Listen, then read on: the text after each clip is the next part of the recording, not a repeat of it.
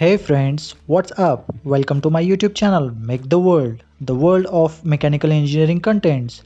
Today we are going to learn new topics of mechanical engineering materials. Let's get started. We were discussing about the different alloys of aluminum. Among the different types, we had discussed about the Y alloy. In today's lecture, we are going to discuss about the duralumin, which is also called as duralium. अगर हम composition की बात करते हैं ड्यूरालिमिन या ड्यूरालियम की, तो इसके अंदर 3.5% से लेकर 4.5% तक कॉपर मिलेगा, 0.4% से लेकर 7% के बीच में मैग्नीज मिलेगा और 0.4% से लेकर 0.7% के बीच में मैग्नीशियम मिलेगा और बाकी का जितना भी पोर्शन बच जाता है वो सबका सब अल्यूमिनियम रहेगा। ये हो गया उसका कंपोजिशन। देन अगर हम इसकी बात करते हैं प्रॉपर्टीज की, तो ड्यूरालिमिन या ड्यूरालियम की जो स्ट्रेंथ होती है वो बहुत ज़्यादा होती है। It is equivalent to the mild steel. The strength of duralumin is equivalent to the mild steel. हमको स्ट्रेंथ तो माइल्ड स्टील जैसी मिल रही है, जैसा हम लोगों ने क्लासिफिकेशन देखा था स्टील्स का, उसमें भी जो है आपको अलग अलग कैटेगरीज, अलग अलग क्राइटेरियाज के हिसाब से वहाँ पे दी गई थी, अलग अलग पैरामीटर्स के हिसाब से स्टील्स के क्लासिफिकेशन दिए गए थे। तो उसमें एक पैरामीटर जो था उसकी स्ट्रेंथ भी था। तो उन स्टील के टाइप्स में से एक टाइप जो है वो माइल्ड स्टील का भी आता है। तो माइल्ड स्टील किसको बोलेंगे? As compare with the other steels, mild steel possesses somewhat lower strength. Steels के दूसरे टाइप के कंपैरेटिवली माइल्ड स्टील के अंदर क्या होती है, स्ट्रेंथ थोड़ी सी कम होती है। बट अगर हम नॉन फेरस मेटल्स के साथ उसको कंपेयर करेंगे, फॉर एग्जांपल सिल्वर के साथ, एल्यूमिनियम के साथ, कॉपर के साथ, गोल्ड के साथ, तो इन नॉन फेरस मेटल्स के कंपैरेटिवली माइल्ड स्टील के अंदर बहुत ज्यादा स्ट्रेंथ होती है। तो ड्यूरालियम या ड्यूरालिमिन एक इस टाइप का मटेरियल है या इस टाइप का मिक्सचर है जिसके अंदर जो वेट टू डेंसिटी जिसको बोलेंगे ना, डेंसिटी जिसको बोलते हैं हम लोग, density, weight per unit area या फिर wait per unit volume, cubic centimetre में अगर हम देखेंगे तो वेट पर यूनिट वॉल्यूम जो रहेगा ड्यूरालियम या ड्यूरालिमिन का, ये 1/3 ही रहेगा। बट इसके अंदर स्ट्रेंथ हमको जो मिलेगी वो माइल्ड स्टील की इक्विवेलेंट मिल जाएगी। तो इन शॉर्ट ये एक ऐसा मटेरियल होगा जिसके अंदर स्ट्रेंथ तो माइल्ड स्टील जैसी है बट वेट उसका अल्यूमिनियम जैसा है, 1/3 वेट वहां पे कम हो गया। उसी के साथ साथ इसकी स्पेसिफिक ग्रेविटी की अगर हम बात करते हैं तो 2.8 की स्पेसिफिक ग्रेविटी इसमें मिल जाती है। So silicon remains as impurity in it and provides age hardening effect to duralumin or duralium. It means it hardens spontaneously when exposed to room temperature. क्या मतलब हो गया इसका कि ये जो कंपोजिशन ऊपर दिया हुआ है हमें, यहाँ पर जो कंपोजिशन हमें दिया गया है इसके अंदर सिलिकॉन का कहीं पे डिस्क्रिप्शन नहीं है, इवन दो उसके अंदर सिलिकॉन पाया जाता है एज एन इम्प्योरिटी। इम्प्योरिटी के तौर पे इसमें ये रहेगा सिलिकॉन। अच्छा, क्या करेगा वो रहकर? प्रेजेंट है, और प्रेजेंट रहकर क्या कर रहा है वो? Due to the presence of silicon in the duralium or duralumin, it will increase the hardening effect or increase the hardness at the room temperature. ये एक थोड़ा सा पॉइंट यहाँ पे याद रखने जैसा है। Then next प्रॉपर्टी की अगर हम बात करते हैं, so magnesium present in the duralumin or duralium improves the resistance to corrosion. तो मैग्नीशियम इसमें हमने क्या कर रहे हैं, इंटेंशनली ऐड कर रहे हैं। हमारे इस मिक्सचर के अंदर मैग्नीशियम को हम लोग इंटेंशनली ऐड कर रहे हैं। So what is the reason behind adding the magnesium in the mixture is that the magnesium will increase the corrosion resistance capacity. Then next property की अगर हम बात करें तो ये नॉन मैग्नेटिक होता है. Then coefficient of linear expansion, ये चीज जो है हमने फर्स्ट चैप्टर में पढ़ी थी प्रॉपर्टीज जब हम पढ़ रहे थे thermal properties. Coefficient of expansion, coefficient of thermal expansion, किसको बोलेंगे coefficient of thermal expansion? 1 degree centigrade temperature raise होने की वजह से उस मटेरियल में कितना एक्सपांशन हो रहा है, कितना फैलाव हो रहा है.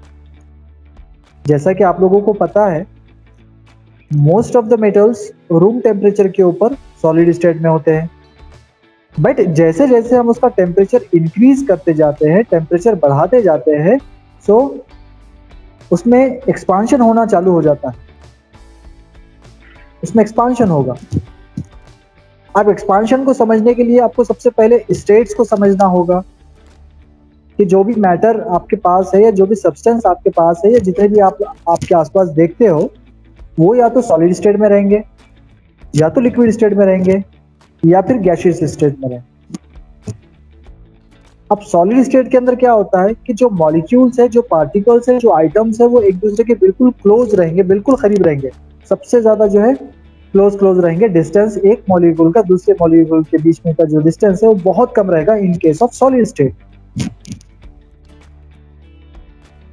वही अगर हम लिक्विड स्टेट की बात करते हैं तो लिक्विड स्टेट में जो डिस्टेंस है एक मॉलिक्यूल का दूसरे मॉलिक्यूल के बीच का वो थोड़ा सा बढ़ जाएगा as compare with solid state. वहीं अगर हम गैसियस स्टेट की बात करते हैं तो गैसियस स्टेट में क्या होता है, the distance between the one item or one molecule with another item or another molecule is the largest distance among the solid, liquid and gases और as compared with the solid and liquid. अगर हम gas का gaseous conditions के अंदर अगर एक molecule का दूसरे मॉलिक्यूल के डिस्टेंस अगर हम ऑब्जर्व करेंगे तो वो डिस्टेंस सबसे ज्यादा रहेगा as compared with the solid state और liquid state. सॉलिड स्टेट में तो बिल्कुल करीब थे, लिक्विड स्टेट में थोड़ा दूर हुए और गैसियस स्टेट में तो बहुत दूर हो.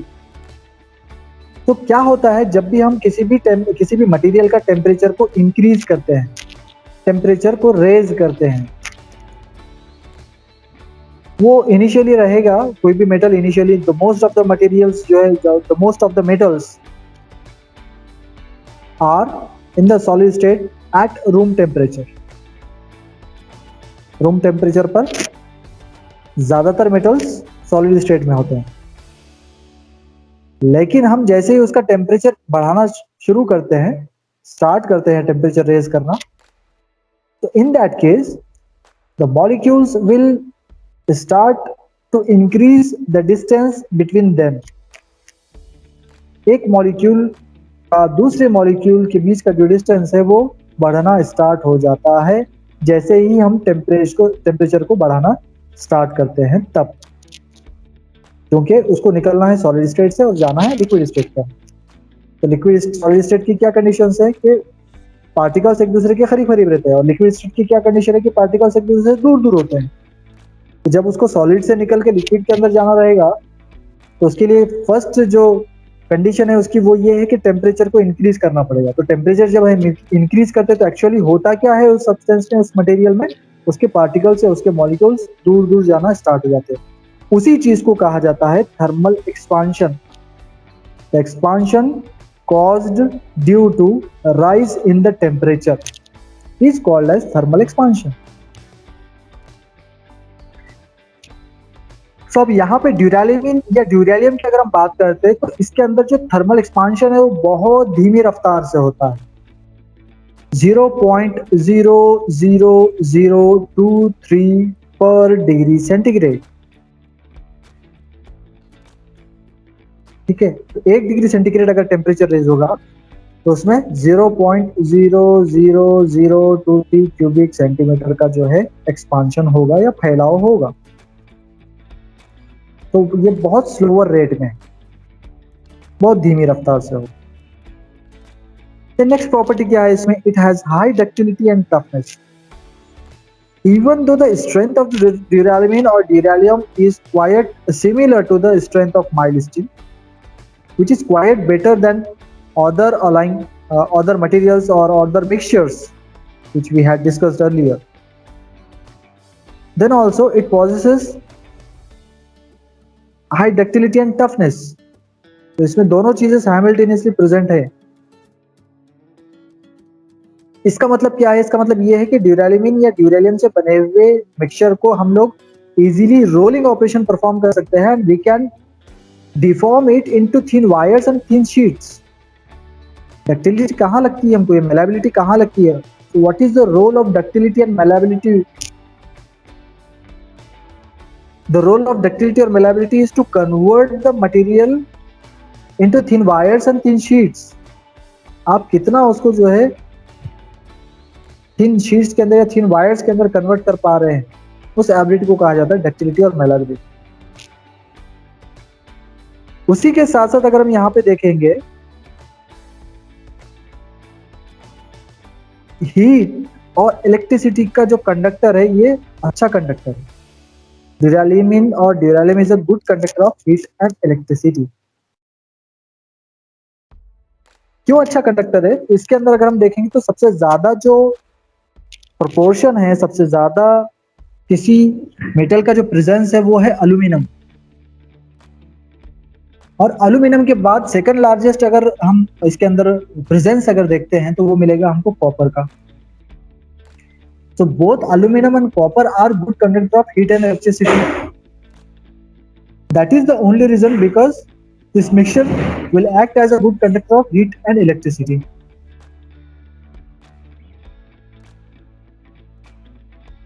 Now come to the next point. It cannot be casted, but it has good machinability. Forged and stamped components can be manufactured by the use of this alloy. तो ये जो मिक्सचर है, ये जो अलॉय है, ये कास्टिंग के लिए सूटेबल नहीं है, लेकिन इसके ऊपर मशीनिंग ऑपरेशंस परफॉर्म किए जा सकते हैं। फोर्जिंग और स्टैपिंग जो है ऑपरेशंस इसके ऊपर परफॉर्म किए जा सकते हैं। सो इन ऑपरेशंस की मदद से, फोर्जिंग, मशीनिंग, इन ऑपरेशंस की मदद से आप ड्यूराल्यूमिन या ड्यूरेलियम को किसी भी रिक्वायर्ड शेप के अंदर कन्वर्ट कर सकते हो। अब आपके जहन में ये क्वेश्चन आना चाहिए, आपके माइंड में ये क्वेश्चन आना चाहिए कि जब हम इसके ऊपर मशीनिंग ऑपरेशन कर सक रहे हैं, फोर्जिंग ऑपरेशन कर सक रहे हैं, तो कास्टिंग ऑपरेशन क्यों नहीं कर सक रहे हैं? तो कास्टिंग ऑपरेशन के लिए आपको पता ही है कि उसकी फ्लूइडिटी जो है वो मैक्सिमम होनी चाहिए। The fluidity of the metal should have to be maximum. Then only it can be opted for the casting operation or casting process. क्योंकि हम क्या करते हैं, एक जगह फर्नेस होता है, वहां पे उसको लिक्विड स्टेट में उसको हीट करते हैं, उसको हीट करके लिक्विड स्टेट में लेकर आते हैं, फिर वहां से फर्नेस से निकालेंगे उसको, और जो कास्टिंग बनी हुई है, जो कैविटी बनी हुई है सैंड बॉक्स के अंदर, उसके अंदर उसको पोर किया जाता है, उसको अंदर डाला जाता है।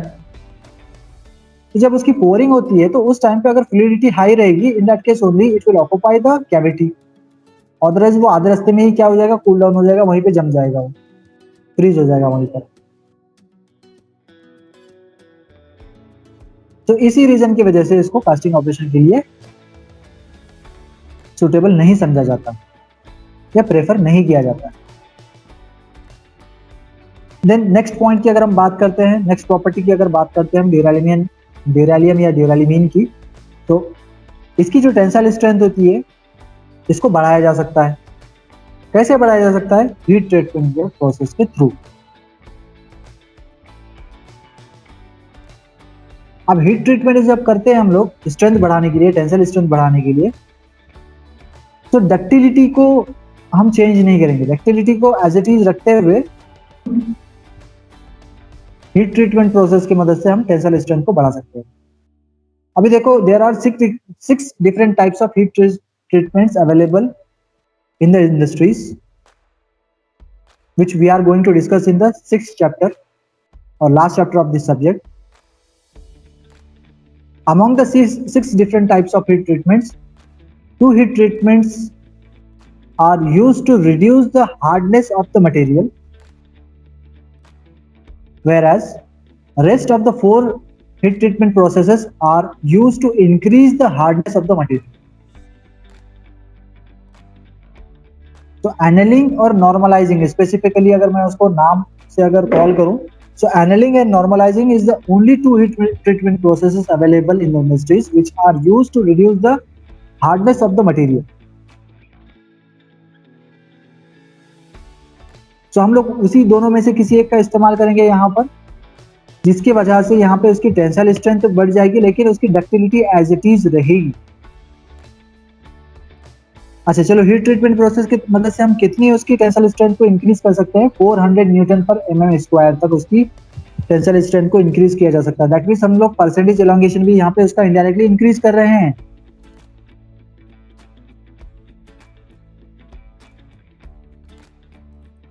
देन नेक्स्ट अगर हम इसमें प्रॉपर्टीज की बात करते हैं, तो blanking, forming and drawing operations can also be easily done. वो तो हमको यहीं से पता चल गया. ठीक है, ये सारे ऑपरेशंस इसमें आसानी से हो सकते हैं. देन इसका जो रिस्पॉन्स है, या ये 500 डिग्री सेंटीग्रेड के एलिवेटेड टेम्परेचर पे भी अच्छे से काम कर सकता है.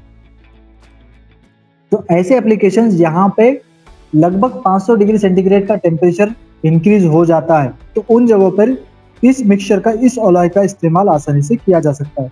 या ऐसे पार्ट्स बनाने में इसका इस्तेमाल किया जा सकता है जहां पर वो पार्ट लगने वाला है उस जगह पर 500 डिग्री सेंटीग्रेड का टेम्परेचर जा सकता है, इंक्रीज हो सकता है. तो वहां पे ये बगैर फ्रैक्चर हुए के, बगैर किसी प्रॉब्लम के आसानी से ये काम कर लेगा या सस्टेन कर जाएगा उस condition. Then specific heat is 0.214 and melting point is 650 degree centigrade. फिर इसके बाद Bernal hardness number for annealed alloy is 60 and for edge hardened alloy is 100 BHM. तो हार्डनेस यहाँ पे देखेंगे, जिसको एनेलिंग ऑपरेशन जो मैंने बताया आपको, हीट ट्रीटमेंट का एक प्रोसेस है जिसकी वजह से हार्डनेस को डिक्रीज किया जा सकता है. सो एनेल्ड किए हुए प्रोडक्ट के ऊपर, एनेल्ड किए हुए कंपोनेंट की जो हार्डनेस होती है 60 BHM होती है, जबकि एज हार्डन जो कंपोनेंट किया जाता है उसकी हार्डनेस 100 BHM तक. अच्छा, ड्यूरालिमिन या ड्यूरेलियम कहाँ इस्तेमाल हो सकता है, इसके एप्लीकेशंस क्या-क्या है? केबल्स बनाने में, इलेक्ट्रिकल वायर्स बनाने में सबसे पहला उसका एप्लीकेशन है, सबसे मेजर एप्लीकेशन है इसका, केबल्स और इलेक्ट्रिकल वायर्स बनाने. एरोप्लेन्स के जो शीट्स बनते हैं, आउटर शीट्स बनाने में भी जो है ड्यूरालिमिन या ड्यूरेलियम का इस्तेमाल होता है.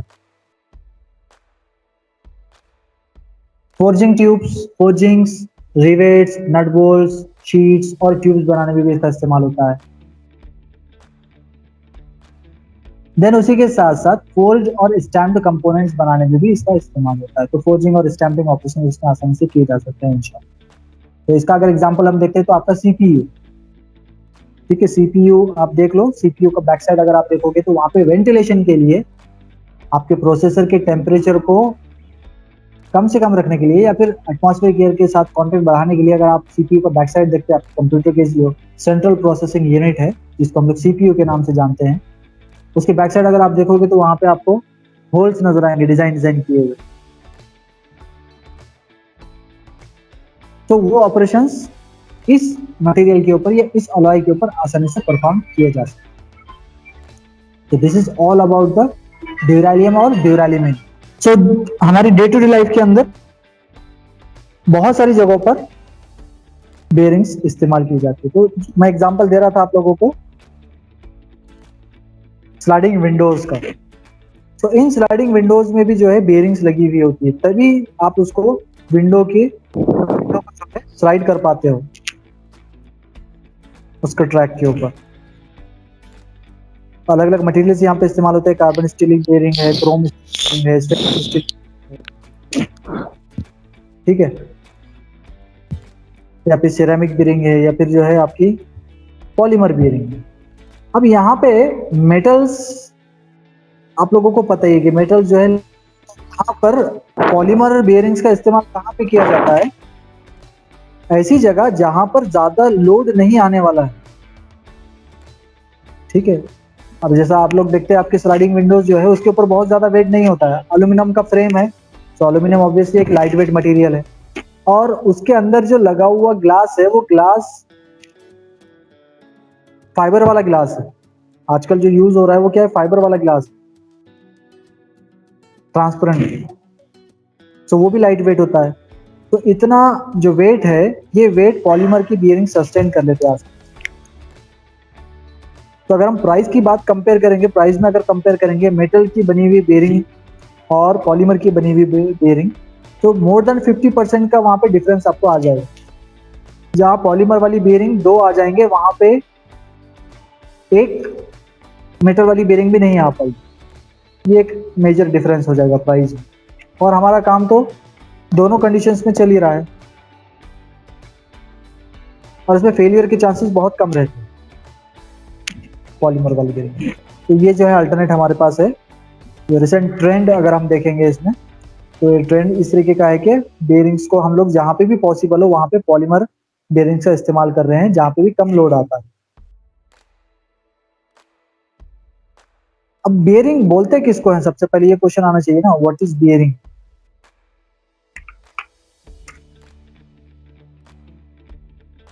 तो यहाँ पे देखो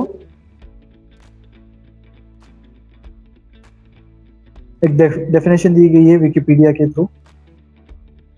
A bearing is a machine element that constrains relative motion to only the desired motion and reduces friction between moving parts. The simplest form of bearing, the plain bearing, consists of a shaft rotating in a hole. Lubrication is used to reduce the friction. तो जहां पे भी आपका rotating object आ जाता है, तो वहां पे बेरिंग का ही इस्तेमाल किया जाता है। बेरिंग्स में फिर अलग अलग टाइप्स है, इसके सब टाइप्स अलग अलग आते हैं।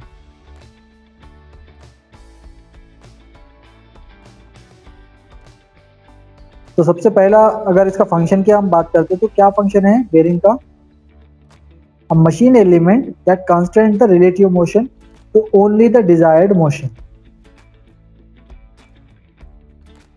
जो स्लाइडिंग विंडो का एग्जांपल लेते हैं, स्लाइडिंग विंडोज सब लोग फैमिलियर है उस एग्जांपल से। जब भी आप जो है उसके ऊपर फोर्स अप्लाई करते हो, चाहे आपको ओपन करना हो या क्लोज करना हो, तो आप लीनियर मोशन उसके ऊपर अप्लाई करते हो। अब वो लीनियर मोशन का इफेक्ट बेरिंग के ऊपर किस तरीके से पड़ता है, वो रोटेशनल मोशन में उसको कन्वर्ट कर देता है। रोटेट होगा, और रोटेट होकर विथ लेसर एफर्ट्स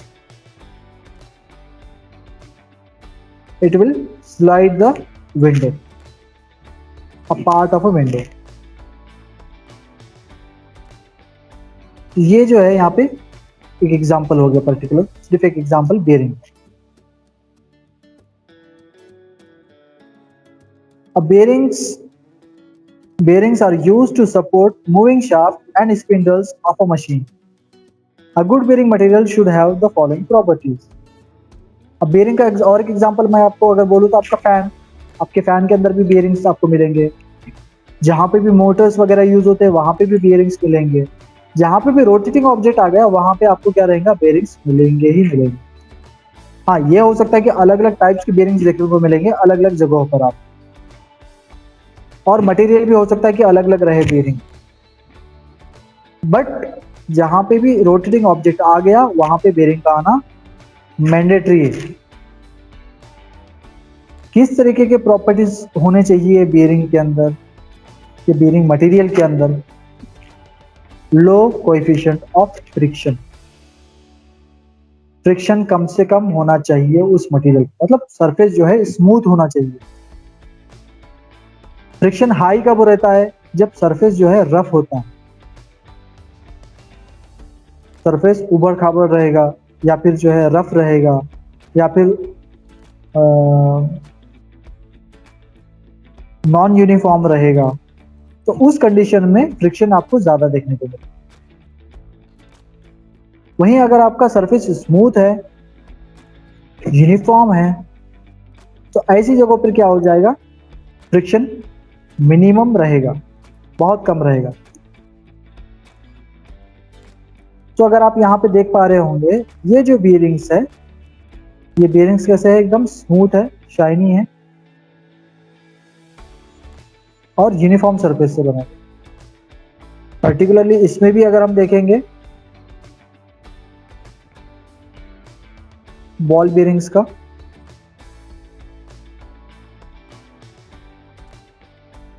तो ये जो बॉल्स है ना, ये इस तरीके के बॉल्स इसमें लगे हुए थे बेरिंग्स के अंदर। बेरिंग अलग है, बॉल अलग, अलग अलग पार्ट्स है।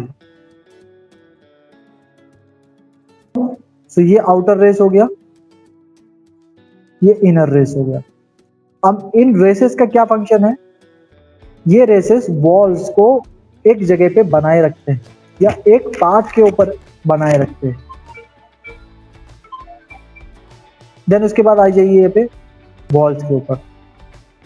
एक्चुअल में होता क्या है, ये बॉल्स ही रोटेट होते हैं। ठीक है, ये बॉल्स ही क्या होते हैं, रोटेट होते हैं। ये बॉल्स का अगर आप सरफेस देखोगे तो एकदम स्मूथ आपको देखने को मिलेगा, शाइनी सरफेस रहेगा, स्मूथ सरफेस रहेगा, यूनिफॉर्म सरफेस रहेगा। क्यों यूनिफॉर्म रहेगा, क्यों स्मूथ रहेगा?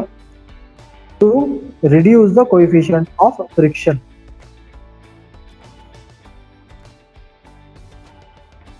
अगर फ्रिक्शन कम होगा तो obviously wear and tear material का कम होगा, घिसाव कम होगा, घर्षण कम होगा, तो उसका जो ओरिजिनल शेप है, ओरिजिनल डायमेंशन है, वो सस्टेन कर लेगा, वो बनाए रखेगा for a longer time period, जिसकी वजह से वियर एंड टियर मटेरियल का बहुत धीमा हो जाएगा, बहुत स्लो हो जाएगा।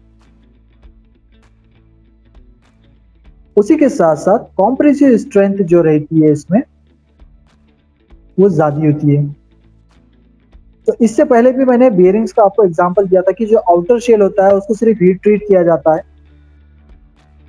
जबकि अंदर का जो कोर होता है उसको एज इट इज रखा जाता है। ऊपर के शेल को हीट ट्रीट क्यों कर रहे हैं और अंदर के कोर को एज इट इज क्यों रख रहे हैं? अगर हम जो मटेरियल इस्तेमाल होता है बेरिंग बनाने के लिए, तो उसकी अगर हम प्रॉपर्टी की बात करते हैं तो वो सॉफ्ट होता है, थोड़ा सा माइल्ड होता है। बट उतना माइल्ड अगर हम रखेंगे या उतना सॉफ्ट अगर बेरिंग रख देंगे तो क्या होगा, बेरिंग बेंड होने के चांसेस हैं दोनों रेसेस के बीच में, इन रेसेस के बीच में, आउटर रेस और इनर रेस के बीच में बेंड होने के चांस है। So to provide the stability,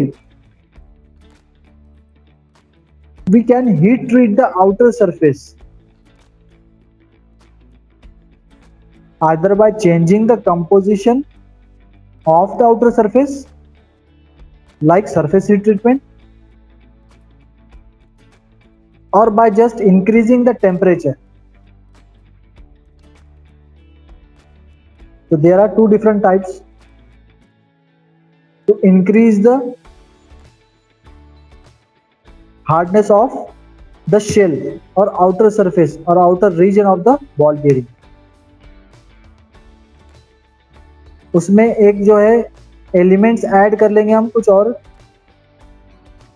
surface heat treatment, जिसमें कंपोजिशन चेंज कर देंगे आउटर सरफेस का, कुछ एक एलिमेंट ऐड कर देंगे उसमें टेम्परेचर को रेज करके। और दूसरे उसमें क्या रहेगा, एलिमेंट्स या कंपोजिशन चेंज नहीं करेंगे, सिर्फ और सिर्फ क्या करेंगे, उसको हीट ट्रीट करेंगे, टेम्परेचर बढ़ाएंगे और कम करेंगे, स्लोली हीट करेंगे और स्लोली उसको कूल डाउन कर लेंगे, इससे भी हार्डनेस रिड्यूस हो जाएगी। तो दो अलग अलग हमारे पास मेथड्स जो बियरिंग्स के ऊपर अप्लाई किए जाते हैं according to the forces going to act on that bearing, किस जगह पर वो बियरिंग लगने वाली है, इस्तेमाल होने वाली है, उसके अकॉर्डिंग।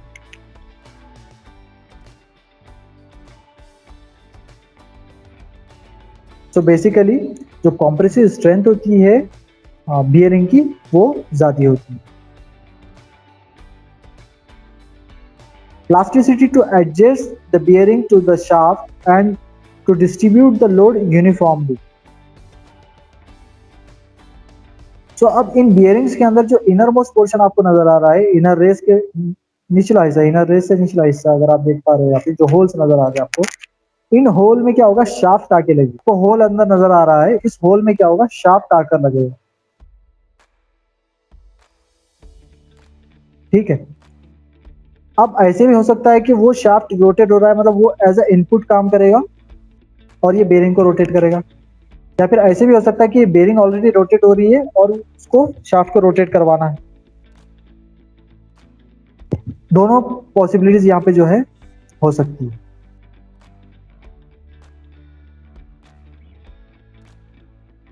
देन मेल्टिंग पॉइंट जो है सफिशिएंट होना चाहिए, उसका थर्मल कंडक्टिविटी भी ठीक ठाक होनी चाहिए, उसकी कास्टिंग क्वालिटीज भी जो है अच्छी होनी चाहिए, श्रिंकेज आफ्टर कास्टिंग नहीं होना चाहिए, कम से कम रहना चाहिए, कोर्जन नहीं होना चाहिए उसमें, और सबसे लास्ट और इम्पोर्टेंट पॉइंट ये है कि उसको वो इकोनॉमिकल होना चाहिए, बजट में रहना चाहिए। सारे प्रोसीजर्स करने के बाद या सारी प्रोसेसिंग करने के बाद उसका प्राइस इतना ज़्यादा नहीं होना चाहिए कि वो अफोर्ड ही नहीं कर पाए। A pure metal do not have all desired properties, so alloys of two or more metals are used as bearing materials. A bearing materials consist of a hard particle embedded in soft matrix. तो यही है कि ऊपर का जो shell रहेगा वो hard रहेगा और अंदर का जो कोर रहेगा वो सॉफ्ट रहेगा। So the function of particle is to resist wear and provide a surface with low coefficient of friction. The soft matrix distribute the load uniformly. ये एक बेयरिंग मटेरियल के अंदर या बेयरिंग के अंदर किस टाइप के प्रॉपर्टीज होने चाहिए वो यहाँ पे एलाबोरेट करने की कोशिश की गई। अब किस टाइप के बेयरिंग मटेरियल आमतौर पे इस्तेमाल किए जाते हैं, तो आपके सिलेबस में देखिए ये 4 अलग अलग टाइप्स दिए गए हैं। White bearing material, copper based bearing material, aluminium based bearing material और नॉन मेटालिक बेयरिंग मटेरियल। अब व्हाइट मेटल या फिर बैबिट मटेरियल किसको बोला जाता है, बैबिट मेटल किसको कहा जाता है? It's a copper, tin and antimony alloy. White metal या बैबिट मेटल किसको बोल रहे हैं? कॉपर, टीन और एंटीमनी के अलॉय को बोल रहे हैं, जिसके अंदर 8% अलॉय एंटीमनी होता है, 4% कॉपर होता है और रिमेनिंग 88% टीन रहता है। The combination of lead tin have very good anti friction properties. अब एंटी फ्रिक्शन या फिर जो है यहाँ पे हमने और एक चीज देखी थी, कोएफिशिएंट ऑफ फ्रिक्शन और रेजिस्टेंस टू वियर। तो कोएफिशिएंट ऑफ फ्रिक्शन कैसे हम लोग रिड्यूस कर पा रहे हैं? By making the surface smooth, smooth surface बनाकर। यहाँ पे देख सकते हैं आप लोग, जितने भी बॉल्स नजर आ रहे हैं आपको, सबका सरफेस कैसा है? स्मूथ। सिर्फ बॉल का नहीं, रेसेस का भी अगर आप देखोगे तो अंदर से जो रहेगा बिल्कुल स्मूथ रहेगा। Along with this smooth surface, we are going to provide some kind of lubricant. इसमें क्या करेंगे? लुब्रिकेंट भी जो है प्रोवाइड किया जाएगा। तो अगर आप यहाँ पे ये देख पा रहे हो स्क्रीन के ऊपर, तो एक बॉल के ऊपर किस टाइप की फोर्सेस एक्ट होती है, एक बॉल कैसा अपना पोजीशन चेंज करता है। तो ये रेड पॉइंट या रेड मार्क जो है आपको समझने के लिए बताया गया है इनर रेस के अंदर, कि किस तरीके से अगर वो इनर रेस घूमता है, और ये अंदर वाला जो पोर्शन है ये शाफ्ट है आपका, ये वाला जो हिस्सा जहां पे मेरा कर्सर है अभी, this is nothing but your shaft, and this shaft may be connected with the motor. तो ये एज अ इनपुट यहाँ पे काम कर रही है और वो उसका पावर जो है बेरिंग्स के ऊपर ट्रांसफर हो रहा है। तो जब भी शाफ्ट रोटेट होगी तो बेरिंग्स भी रोटेट होना स्टार्ट हो जाएगी, उसके अंदर के जो बॉल्स है वो भी रोटेट होंगे। तो अगर आप यहाँ पे इसको नोट कर रहे हैं, ये वाली बेरिंग को नोट कर रहे हैं, तो इसमें एक रेड पॉइंट या रेड मार्क लगाया गया है कि किस तरीके से वो गोल घूमता है अंदर, वो बताने के लिए। ठीक है, so this is how your ball bearing works. तो उसके अंदर जो दो मेजर प्रॉपर्टीज हमको चाहिए कि कोएफिशिएंट ऑफ फ्रिक्शन कम से कम रहे और वियर रेजिस्टेंस की कैपेसिटी ज्यादा से ज्यादा रहे। तो एंटी फ्रिक्शन बनाने के लिए इसमें लीड और टीन जैसे जो है मटेरियल्स का इस्तेमाल किया जाता है, नॉन फेरस मटेरियल्स का इस्तेमाल किया जाता है।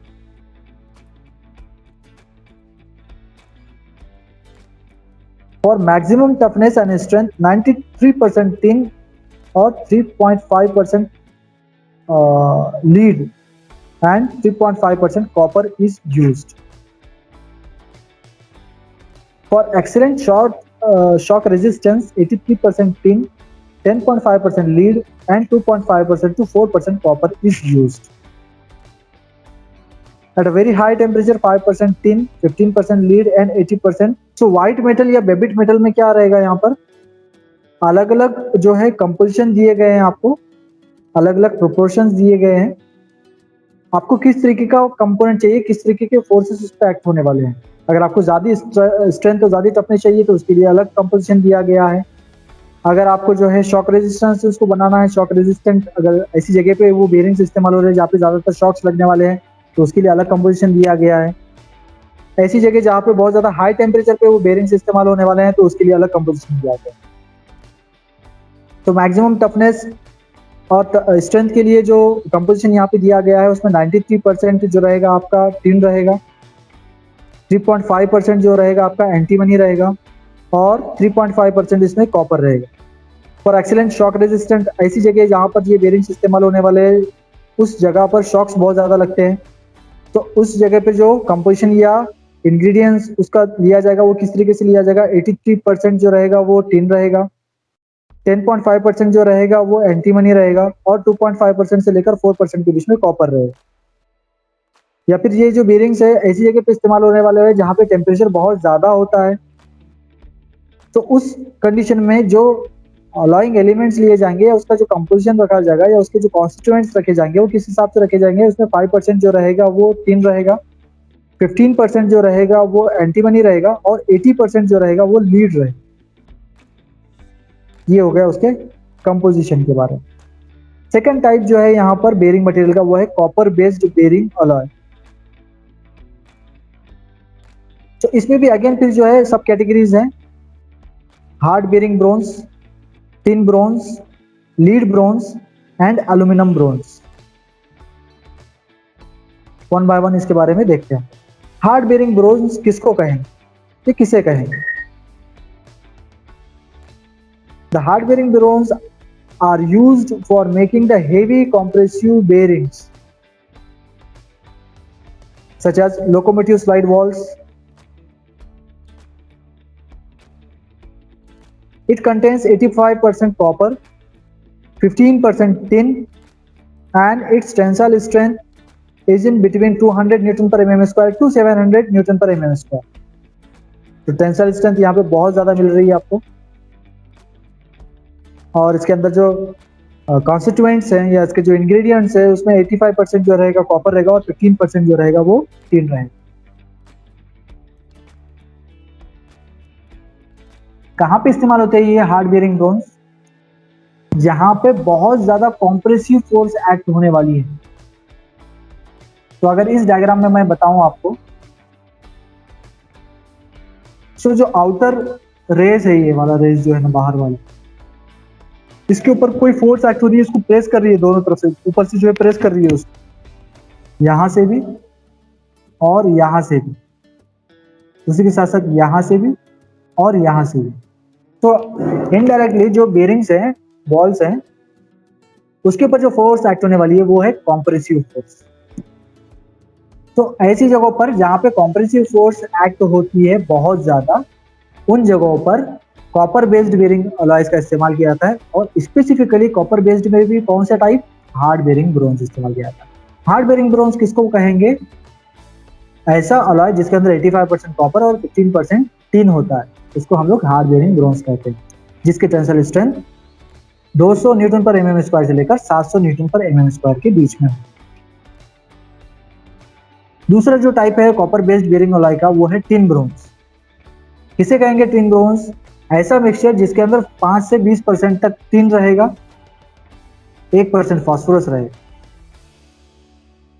और कहां पे इस्तेमाल किए जाते हैं, जो लो स्पीड पे और हाई लोड पे काम करते हैं। स्पीड रोटेशनल स्पीड जो रहेगी, आरपीएम रेवोल्यूशंस पर मिनट जो रहेगा, रोटेशनल स्पीड कौन से उसमें यूनिट में मेजर किया जाता है, आरपीएम में मेजर किया जाता है, रेवोल्यूशंस पर मिनट।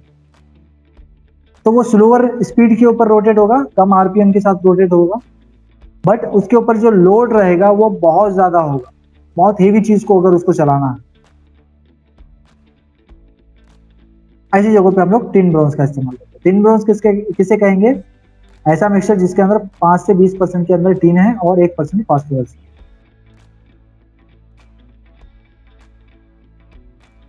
और रिमेनिंग क्या है आपका copper.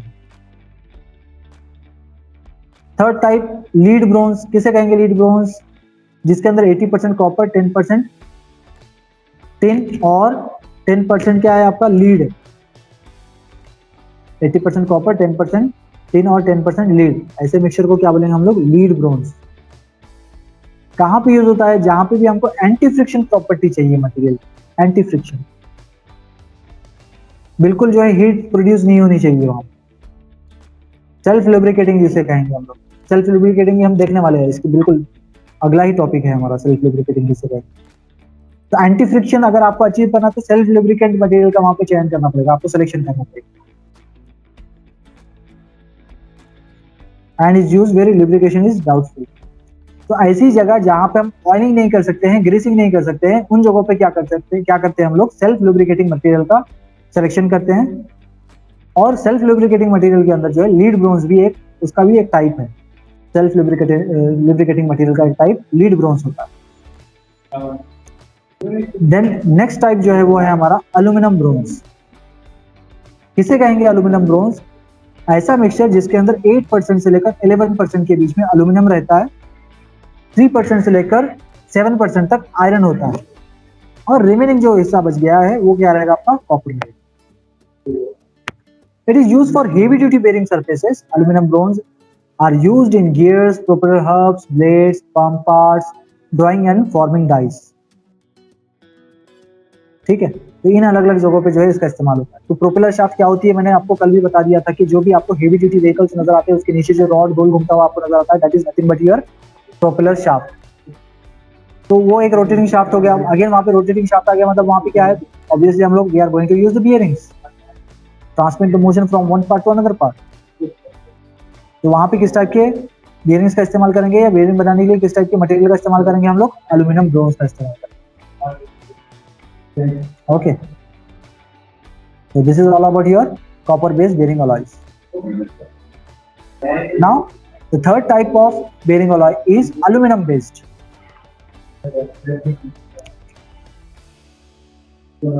So one grade of this alloy contains 7% tin, 2.5% silicon and remaining aluminum.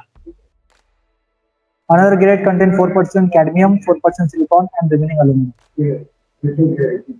Then these alloys are better than debit metal and other copper passed bearing alloys. ये जो है aluminum based alloys ज़्यादा अच्छे होते हैं as compared with this copper based bearing alloys, और specially इसमें भी जो है ये white metal या debit metal के कंपेयर। ठीक है, देन उसके बाद आते हैं हम लोग नॉन मेटालिक बेरिंग मेटल्स पर, जो पॉलीमर के बने हुए होते हैं, प्लास्टिक के जो बने हुए होते हैं, जहाँ पे लाइट वेट होता है, उसके ऊपर जो वेट एक्ट होने वाला है, वेट अप्लाई होने वाला है, वो जो फोर्सेस एक्ट होने वाले हैं वो फोर्सेस एकदम कम है। तो उन जगहों पे हम लोग क्या कर सकते हैं? पॉलीमर से बने हुए या फिर नॉन मेटालिक मटेरियल से बने हुए बेरिंग्स का इस्तेमाल कर सकते हैं। तो उसमें भी फर्स्ट नंबर जो आता है वो आता है पॉलीमर का। अब पॉलीमर में भी जो है अलग अलग टाइप्स हैं, बहुत सारे थर्मोप्लास्टिक्स आते हैं, थर्मोसेटिंग प्लास्टिक्स आते हैं, फिर थर्मोप्लास्टिक के ढेर सारे टाइप्स, थर्मोसेटिंग प्लास्टिक्स के ढेर सारे टाइप्स। तो स्पेसिफिकली हम बात कर रहे हैं नॉन मेटालिक मटेरियल्स के अंदर कौन से बेरिंग्स बनाने के लिए कौन सा पॉलीमरिक मटेरियल इस्तेमाल किया जाता है, तो वो है PTFE, पॉलीटेट्रा फ्लोरोइथिलीन। पॉलीटेट्रा फ्लोरोइथिलीन जो मटेरियल है उसका यूज किया जाता है बियरिंग्स बनाने के लिए। क्यों पॉलीटेट्रा फ्लोरोइथिलीन का ही इस्तेमाल किया जाता है? बिकॉज इसका जो कोएफिशिएंट ऑफ फ्रिक्शन है ये बहुत कम होता है। इसका मतलब ये है कि ये जो इसका आउटर सरफेस रहेगा ये बहुत स्मूथ होता है, शाइनी रहेगा। ठीक है, and it is chemically inert to have good stability. अब क्या होता है देखो, आमतौर पर इन बेयरिंग्स के अंदर ऑयलिंग करवाई जाती है, ऑयलिंग है ना, एक लुब्रिकेटिव लेयर प्रोवाइड करने के लिए, लुब्रिकेटिव लेयर को बनाने के लिए, जनरेट करने के लिए वहां पर क्या करते हैं हम लोग? ऑयलिंग करते हैं। कि जब भी आप आपके 2 व्हीलर या 4 व्हीलर को सर्विसिंग के लिए रहते हैं तो मैकेनिक क्या करता है? ऑयलिंग करता है उसके अंदर। ऑयलिंग करने से क्या होता है? कोएफिशिएंट ऑफ फ्रिक्शन कम हो जाता है। कोएफिशिएंट ऑफ फ्रिक्शन कम हो गया तो जो हीट प्रोड्यूस होती है वो कम प्रोड्यूस होती है। हीट कम प्रोड्यूस होगी तो उसका मटेरियल का जो वियर एंड टियर है वो कम होगा, जल्दी खराब नहीं होगा आपका पार्ट वो, और जल्दी खराब नहीं होगा तो उसकी लाइफ बढ़ेगी। तो लाइफ बढ़ेगी तो क्या होगा? इन शॉर्ट आपका जो मेंटेनेंस कॉस्ट है वो रिड्यूस हो जाएगा। ठीक है, तो अब वहाँ पे केमिकली इनर्ट मटेरियल का क्यों इंपॉर्टेंस है वो बताना चाह रहा था मैं, कि वहाँ पे जो ऑयलिंग की जा रही है वो ऑयल के जो केमिकल प्रॉपर्टीज हैं उसके साथ ये रिएक्ट नहीं करना चाहिए, उसको ये रिस्पॉन्ड नहीं करना चाहिए। ठीक है, लुब्रिकेशन लेयर जो प्रोवाइड की जा रही है लुब्रिकेंट की मदद से, अभी वहां पे देखो अगर आप हेवी ड्यूटी व्हीकल्स में देखोगे तो वहां पे ग्रीसिंग भी की जाती है। तो ऑयल और ग्रीस ये दो अलग अलग जो है लुब्रिकेंट्स है यहाँ। ये जो पॉइंट है सिर्फ पॉलीमरिक मटेरियल के साथ रिस्ट्रिक्टेड नहीं है, ये पॉइंट हमारे मेटल्स के साथ भी एप्लीकेबल है। ये दिक्कत हमको मेटल्स के साथ भी आ सकती है। ठीक है, अभी पॉइंट यहाँ पे आया तो मैंने उसको डिटेल में ही एक्सप्लेन कर दिया। तो पॉलीमरिक मटेरियल के अंदर भी जो स्पेसिफिकली जो पॉलीमर इस्तेमाल किया जाता है बेयरिंग्स बनाने के लिए वो है पीटीएफई, जिसे कहते हैं पॉली टेट्रा फ्लोरोइथिलीन। क्यों इसका इस्तेमाल किया जाता है? बिकॉज इसका जो कोएफिशिएंट ऑफ फ्रिक्शन होता है वो कम होता है, जिसकी वजह से वियर एंड टियर कम होगा, लाइफ ज्यादा मिलेगी और ये जल्दी टूटेगा नहीं। और ये केमिकली इनर्ट भी होता है लुब्रिकेंट्स के साथ, चाहे वो लुब्रिकेंट आपको ऑयल रहने दो या ग्रीस रहने दो। और अच्छी स्टेबिलिटी भी प्रोवाइड करता है हाई टेम्परेचर के ऊपर। अभी देखो पॉलीमर्स के अंदर हाई टेम्परेचर जाने का तो सवाल होता ही नहीं है, क्योंकि इसके अंदर फ्रिक्शन बहुत कम होती है। सो हाई टेम्परेचर का यहाँ पे ज्यादा बड़ा इशू नहीं, सिर्फ हमको क्या चाहिए, ये गुड स्टेबिलिटी चाहिए, स्टेबिलिटी का इशू है। और नाइलॉन्स का भी अगर हम यहाँ पे देखेंगे एग्जांपल, नाइलॉन्स भी इस्तेमाल किए जाते हैं। इसका भी जो कोएफिशिएंट ऑफ फ्रिक्शन होता है वो भी और अच्छा होता है, पीटीएफई के कंपैरेटिवली और भी अच्छा होता है। और corrosion good resistance to corrosion, तो कोरोजन तो पॉलीमर में होने का कोई सवाल ही नहीं पैदा होता, कोरोजन तो होगा ही नहीं वहाँ पर। हाँ, अब यहाँ पे दिक्कत क्या है देखो पॉलीमरिक मटेरियल के साथ, कि ये लो लोड को सस्टेन कर सकते हैं। हेवी लोड के लिए पॉलीमरिक बेयरिंग्स का इस्तेमाल नहीं किया जा सकता है हेवी लोड के लिए।